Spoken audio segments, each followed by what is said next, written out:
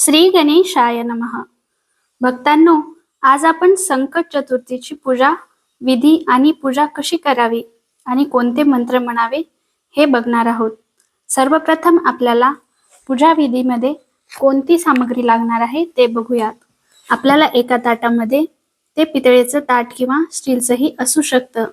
त्यात आपल्याला 21 दुर्वांची जुळी घ्यायची आहे. काही लाल फुलं घ्यायची आहेत. पंचामृत घ्यायचं आहे. पंचपाळ ज्यात हळद कुंकू असेल असा पंचपाळ घ्यायचा आहे. वस्त्रमाळा तयार करून घ्यायच्या आहेत. एक सुपारी, 1 रुपयाचं नाणं, आपल्या घरात असणारी पितळेची गणपतीची प्रतिमा, एक लाल पीस, 2 दिवे, नंदादीप आणि आरतीसाठी तुपाचा दिवा असे 2 दिवे घ्यायचे आहेत. आपल्याला एका वाटीमध्ये थोडीशी रांगोळ घ्यायची आहे आणि नैवेद्यामध्ये 21 मोदक, त्यावर थोडासा तांदळाचा भात आणि तूप असा नैवेद्य तयार करून घ्यायचा आहे. तर सर्वप्रथम आपल्याला बसायला एक आसन घ्या आणि एक पूजेसाठी पाट घ्या. ज्या ठिकाणी आपल्याला पूजा करायची आहे तिथे पाण्याने स्वच्छ पुसून घ्या. त्यावर पाट मांडा आणि पाटाच्या शेजारी चहूकडून रांगोळ काढा. त्यावर हळद कुंकू टाका.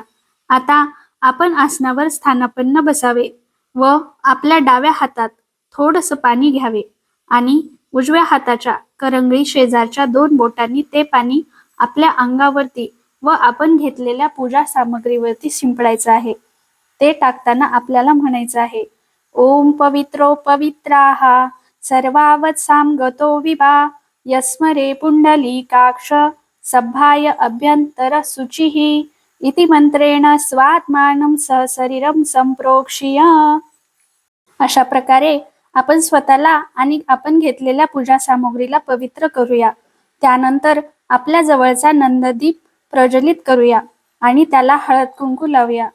तेच हळद कुंकू आपल्याला आपल्या कपाळावरती लावायचं आहे आणि एक छोटंसं प्लेट घेऊन त्यामध्ये आपल्याला आपण ताटामध्ये घेतलेली 1 सुपारी, 1 रुपयाचं नाणं आणि गणपतीची घेतलेली मूर्ती या तिघांना ठेवायचं आहे आणि त्यावरती आपल्याला पाणी घालायचं आहे. पाण्याने गणपती बाप्पाला, सुपारीला आणि नाण्याला आंघोळ घालायची आहे.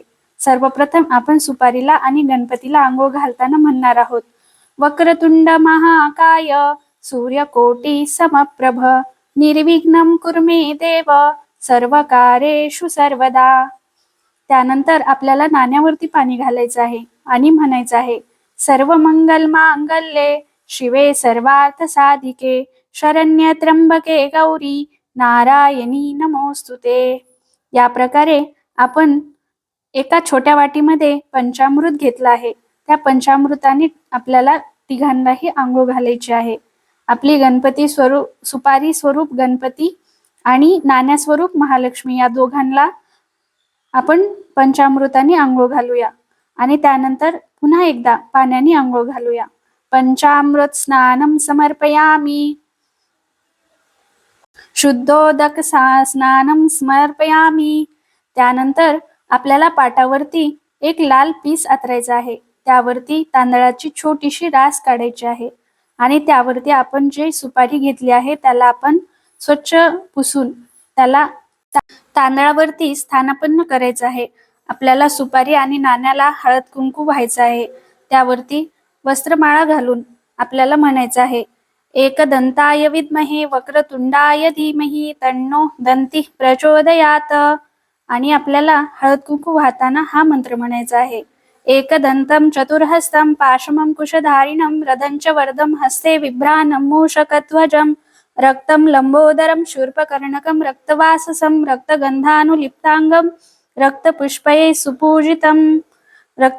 सुपूजितं म्हणताना आपल्याला लाल फूल व्हायचं आहे आणि नंतर रक्तपुष्पये सुपूजितं भक्तानुकंपिनं देवं जगत्कारमच्युतं आविर्भूतं च सृष्ट्यादौ प्रकृते पुरुषात् परम् एवं ध्यायत्यो नित्यं स योगी योगिनां वरः.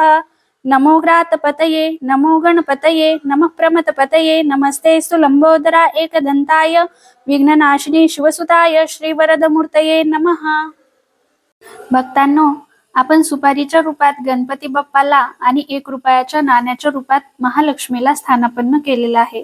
त्यानंतर आपल्याला तांदळाने अर्धा चंद्र काढायचा आहे आणि अर्ध्या चंद्रावरती छोटासा टिपका तोही तांदळाचाच द्यायचा आहे. आणि त्यावरती आपल्याकडे जी पितळाची गणपतीची धातूची मूर्ती आहे ती वरच्या टिपक्यावरती स्थानापन्न करायची आहे आणि गणपतीची षोडोपचारे पूजा करायची आहे.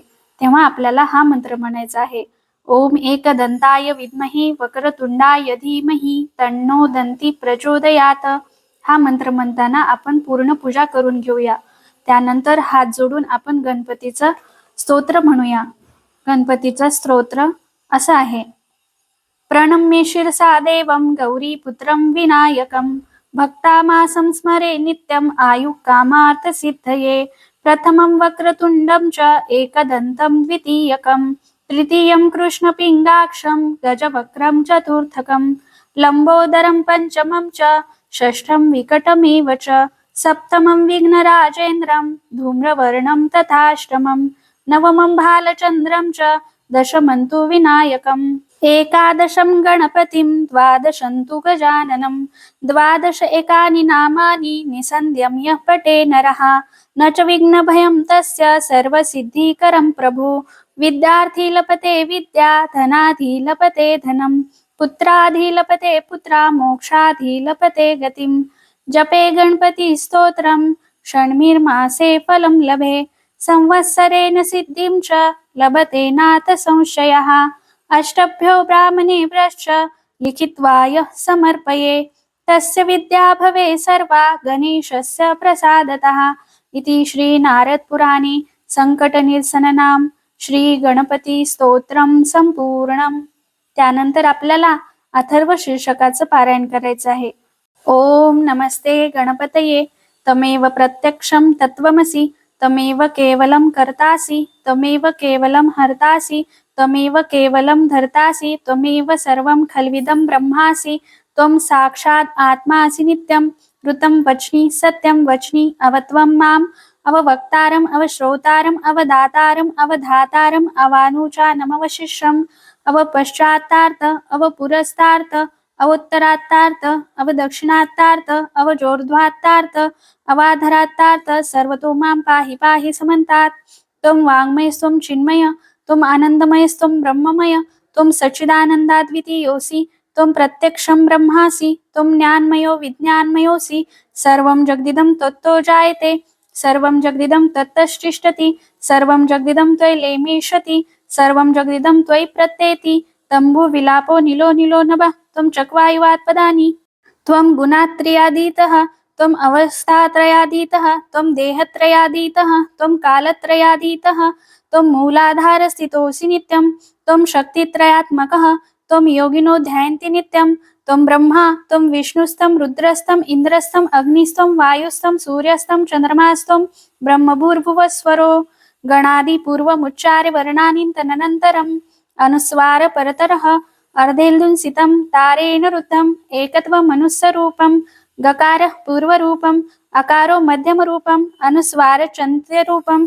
बिन्दुरुत्तररूपं नादसन्धानं संविता सन्धिः सैषा गणेश विद्या गणको ऋषिः निचरुत् गायत्री छन्दः गणपतिर्देवता. ओम गण गणपतये नमः.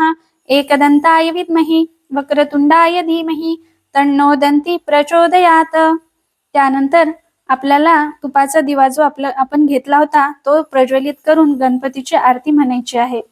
सुखकर्ता दुःखहर्ता वार्ता विघ्नाची नुरवी पूर्वी प्रेम कृपा देवाची सर्वांगी सुंदर उटिशेंदुराची कंठे झळके माळ गळा शोभे माळ मुक्ता फळाची जय देव जय मंगल मूर्ती दर्शन मात्रे माने स्वर्णी मात्रे माने कामना पूर्ती जय देव रत्न खचित हरा तुझ गौरी कुमरा चंदनाची उटी कुमकुमकेश्वरा हिरे जरित मुकुट शोभतो बरा रुंझुन ते नूपुरे चरणी घागरिया जय देव जय मंगल मूर्ती दर्शन मात्रे माने सोनी मात्रे माने कामना पूर्ती जय देव लंबोदर पीतांबर परिवर वंदना, सरळ सोंड वक्र तुंड त्रिनयना, दास रामाचा वाटपाही सजना, संकष्टी पावावे निर्वाणी रक्षावे, सुरवर गजवदना, जय देव जय मंगल मूर्ती, दर्शन मात्रे माने सोर्णी मात्रे माने, कामना पूर्ती, जय देव